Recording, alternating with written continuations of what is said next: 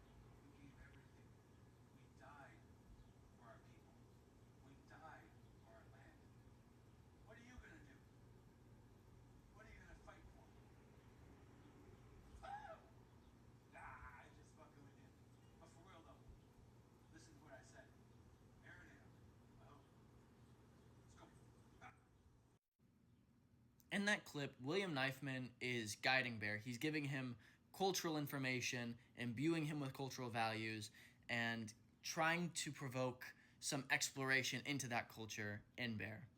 He gives him the phrase, "It's hard to be a warrior with dignity, it's easy to be bad." What it means to be a warrior, though, is somewhat vague, and even in context, the only real values that he gives to Bear are that he has some duty to his community. He should be bettering and helping his friends, his family. He has some duty to his ancestors, some duty to his history. The people of the past fought for their land. They died for their land. They fought for their people. They died for their people. And that he mentions some historic struggles. He mentions the White Man's Lead, the Battle of Little Bighorn.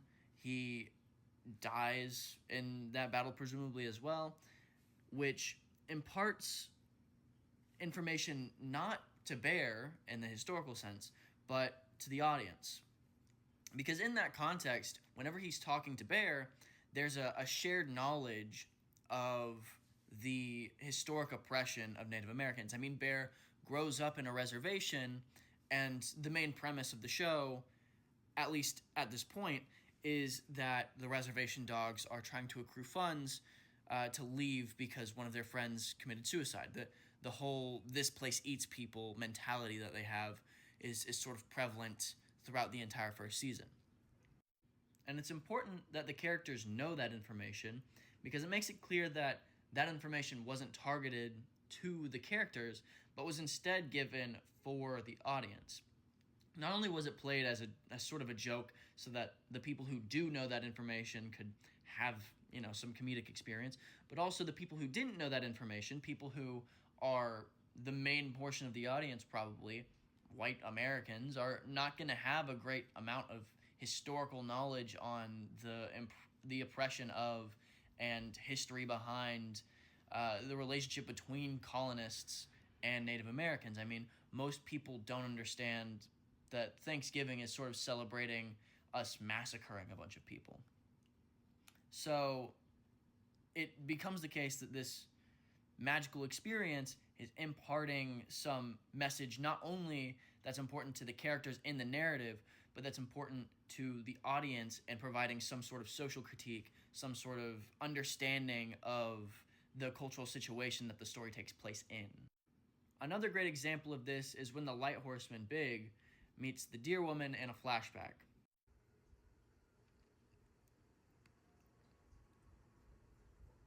Hey, it's okay. I was a friend of your grandmother's. We were kids together. You know who I am, right? Yes, Who am I? you're the deer lady. Yes. Do you know what I do? You kill boys? Wrong. I kill bad men. But you're not bad. You're good. So you ain't got nothing to worry about. Just stay that way. You're gonna want to give up.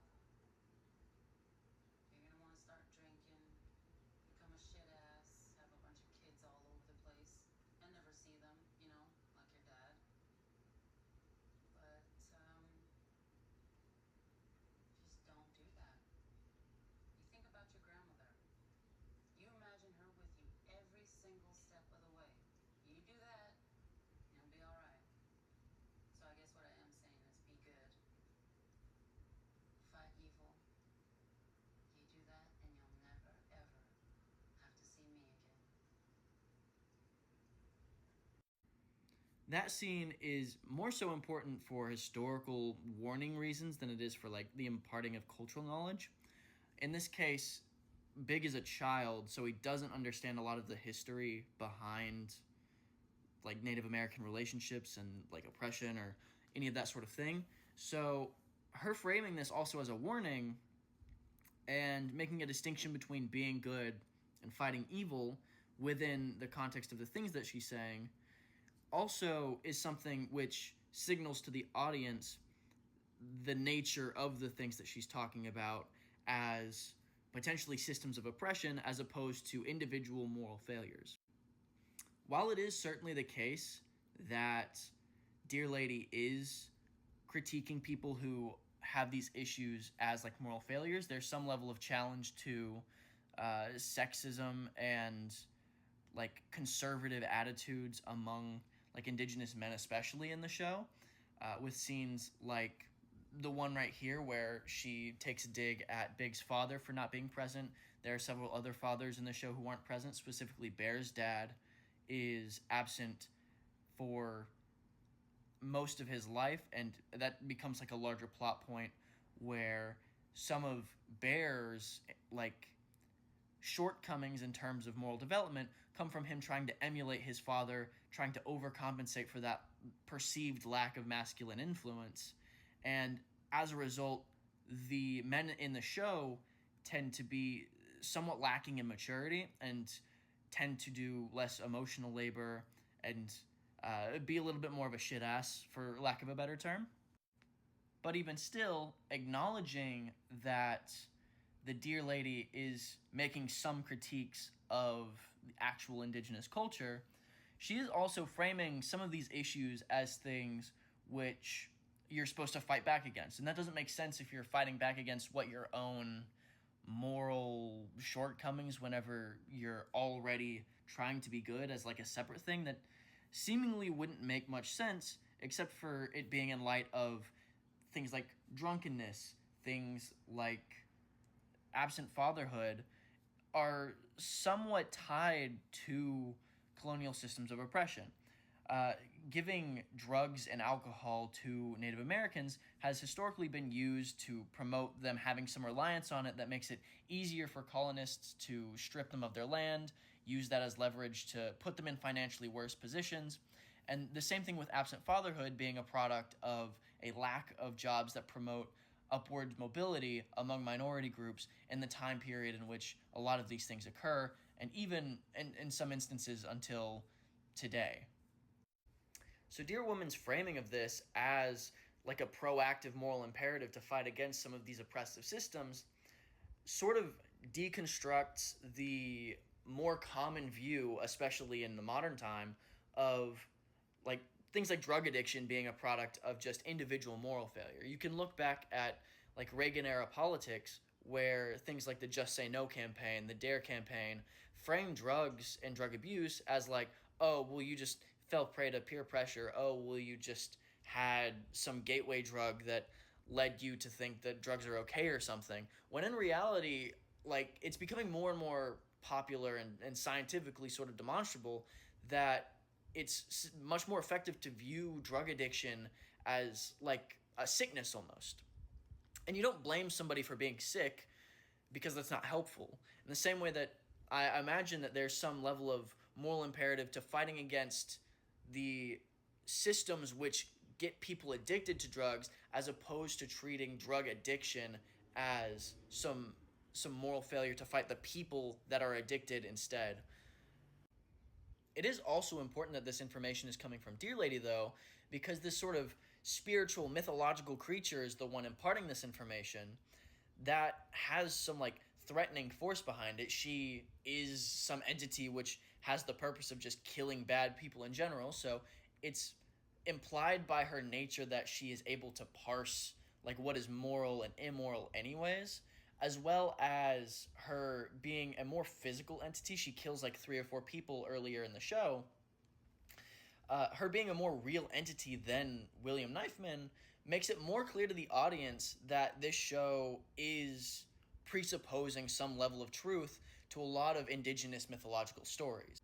And through the assumption of truth in a lot of these stories also comes a subversion of more mainstream sort of conceptions of power struggles between indigenous people and, I guess, broader American society, because it usurps the Judeo-Christian, Eurocentric sort of hegemony that we have in America and says, essentially, it denies the exclusivist claims and potentially even truth claims in general of the Christian religion that a majority of people would hold, and says, actually, instead, these stories of this other people are true.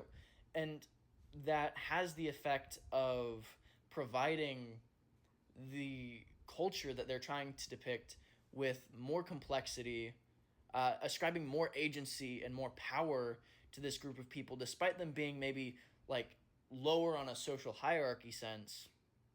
They have a greater access to truth, to historical knowledge, to even spiritual knowledge now, because we're supposing that all of these traditions are true and more credible than maybe a Christian ethnocentric audience would be likely to ascribe to them. Moving away from Reservation Dogs for a moment, we see a lot of similarity with just being in the genre of magical realism, I suppose, with love medicine. For example, Lipshaw has a quote. His entire chapter is sort of magical in itself, but he has what he calls the touch, which is essentially the ability to heal things just, via touching them through some spiritual power. And he has a quote that goes as follows. I got the touch. It's a secret you gotta be born with. I got secrets in my hands that nobody ever knew to ask. Similar to Lipshaw, Jerry Nanapush is also commonly depicted as sort of mystical or like some magical entity. There are points where he appears and disappears. He escapes from prison. He contorts himself to fit in places that he shouldn't because he's described as a very large man, but with like a strange amount of energy about him, and able to like contort himself in weird ways. He has another quote that goes as follows. You're a Nanapush man. We all have this odd thing with our hearts. And those two quotes demonstrate, some level of magic or like spiritual truth within indigenous stories that's being supposed. And sometimes they're also using this in the same manner as is used in Reservation Dogs, sort of to impart some amount of cultural knowledge or some amount of historical knowledge, either to the characters or to the audience. Generally, though, to contrast it a little bit, the stories are used more to edify the audience. It's more so conveyed in terms of characters doing things which are magical, talking about their own spiritual beliefs, spiritual practices, as if they are sort of matter of fact. And through that presupposition of their own beliefs, they impart certain cultural imperatives, certain cultural preconceptions, like traditional accruitions of knowledge to the reader in a way that gives them the ability to think sort of critically about either Western society, if it's something that's like critical of their current beliefs, or in a way that allows them to humanize and know better the situations in which, these characters are living. Another example with Lipshaw is the quote, "As I walked back from the Red Owl with a rock-hard, heavy turkeys, I argued to myself about malpractice. I thought of faith. I thought to myself that faith could be called belief against the odds, and whether or not there's any proof, how does that sound? I thought we might have to yell to be heard by higher power, but that's not saying it's not there. And that's faith for you. It's belief that even when the goods don't deliver, higher power makes promises we all know they can't back up. But anybody ever go and slap old malpractice suit on God or the U.S. government? No, they don't. Faith might be stupid, but it gets us through. So what I'm heading at is this.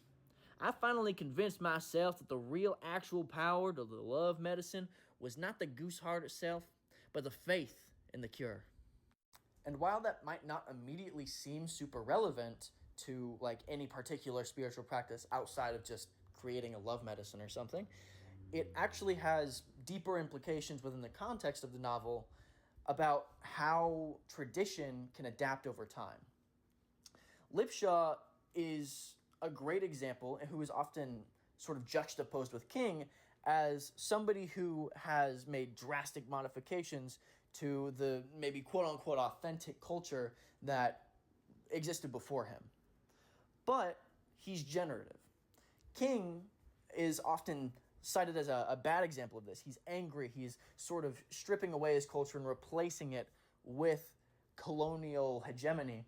But Lipshaw sort of exists in this place where the way that he thinks, the processes by which he learns, the processes by which he accrues these traditions and innovates on traditions are from a place where he's making his traditional practices compatible with the things that he has accessible to him, the cultural knowledge which he is given from his parents, from his ancestry, such that it remains an authentic adaptation, an authentic survivance, if you will, of that original culture as opposed to a destruction of it, which is what King is often depicted as having.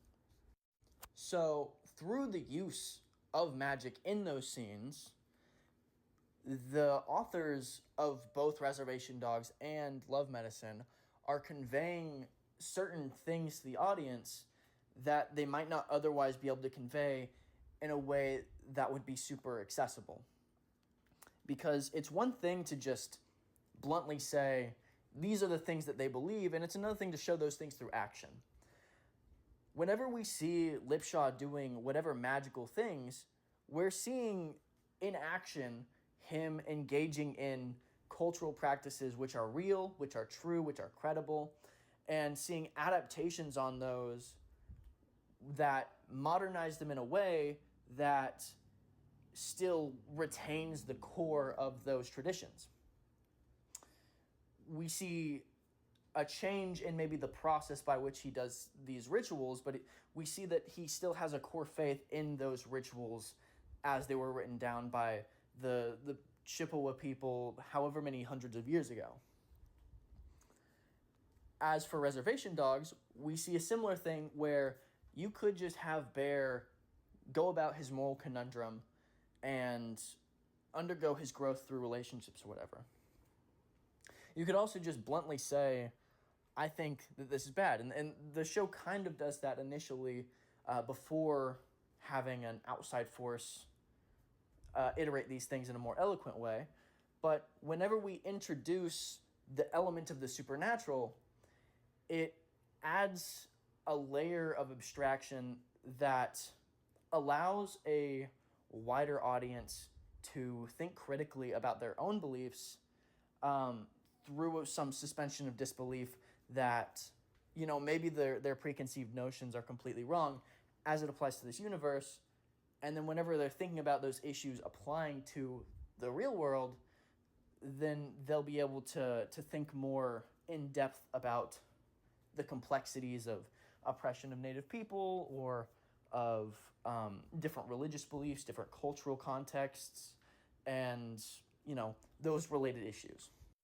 And the reason why magical occurrences specifically are more effective rhetorically at all of these things that they're being used to do in these media is because by the nature of them being like real examples of the correct metaphysical thought of Native Americans, they have like a unique level of credibility in what they say, whether it be on ethical issues, social issues, spiritual guidance, practical guidance, or what have you. If you could imagine like a different scenario where Jesus comes down or something to talk to you about, how to live your life or something. Most people who believe in that sort of thing, or even most people who don't, would probably respect the knowledge that Jesus has in this theoretical to say that he's probably giving you good advice. It's a similar situation where a lot of the supernatural entities that are talking here have some level of credibility by virtue of them being supernatural entities with access to knowledge that normal people just don't have. And if normal people were to talk about these things, it would come off as less credible without a significantly longer amount of time establishing that person's credibility. You could have like a town elder or something going and telling Bear about, his duty to respect his heritage, to like improve his standing in his community, help his friends out, stop being like a thief and all this stuff. But that would require so many hoops to jump through for Bear to seek that out in the first place, for that elder to be demonstrated as like someone who's worthy of the audience's trust, that they would not be feasibly implemented into the story as a credible figure for this knowledge, as well as these supernatural entities are being put into the story for those purposes. That's about it. Have an amazing year.